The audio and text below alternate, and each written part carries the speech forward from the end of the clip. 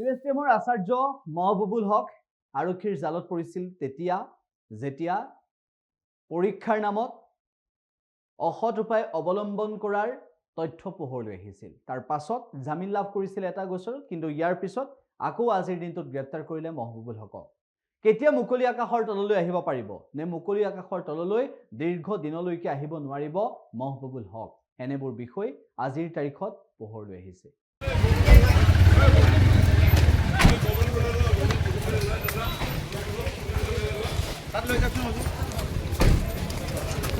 কিবা কব নেকি?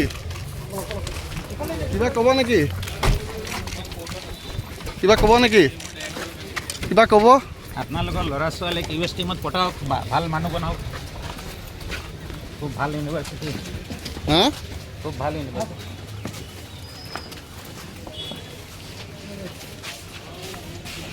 এডভোকেট যিজনে আৰ্গু কৰিব তেওঁ হাইকোৰ্টৰ পৰা আহি আছে। ছাৰক আমি ক'লোঁ যে অলপ সময় লাগে, সেইটোৱে ছাৰে দিছে অলপ সময়। এইটোৰ বিষয়ে আজি হ'ব আৰ্গুমেণ্টটো আজি হ'ব, আৰু হিয়াৰিঙো আপোনাৰ অৰ্ডাৰো দি দিব অনাৰেবল কোৰ্টে আজি দিব।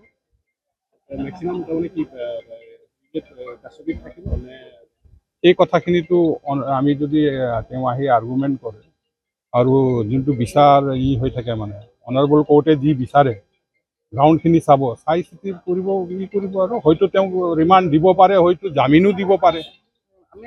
আমি আশা কৰিছোঁ জামিনো দিব পাৰে। এইটো কেছত ইয়াত কিছুমান কথা আছে, আইনফুলি কথা আছে, যেনেকুৱা আপোনাৰ হাইকোৰ্টে কৈছে, সুপ্ৰিম কোৰ্টে কৈছে যে যিবিলাক নোটিচ দিয়া হয় একদম proper type of notice serve হ'ব লাগিব।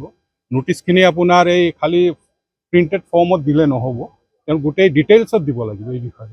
সেইটো ডিটেইলছত দেখা। দ্বিতীয়তে আমাৰ গুৱাহাটী অনাৰেবল হাইকোৰ্টে এষাৰ কথা কৈছে যে ফ্ৰিকুৱেণ্টলি এৰেষ্ট কৰিব নোৱাৰে, ফ্ৰিকুৱেণ্টলি এইটো কেছত ওলোৱাৰ পিছত সেইটো কেছত ধৰি সোমাই দিম, এইটো কথা কৰিব নোৱাৰে।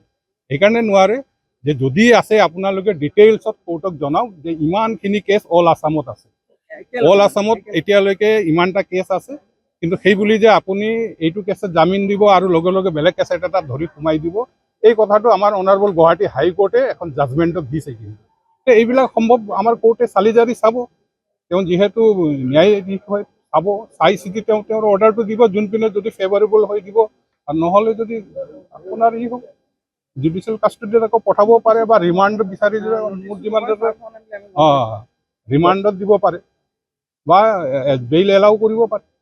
এইটোতো অনাৰেবল কোৰ্টৰ ওপৰত। আমাৰ কাম হৈ গ'ল আমি তৰ্ক কৰা, আমাৰ আৰ্গুমেণ্ট কৰা। ঠিক আছে, তেওঁ অংশুমান,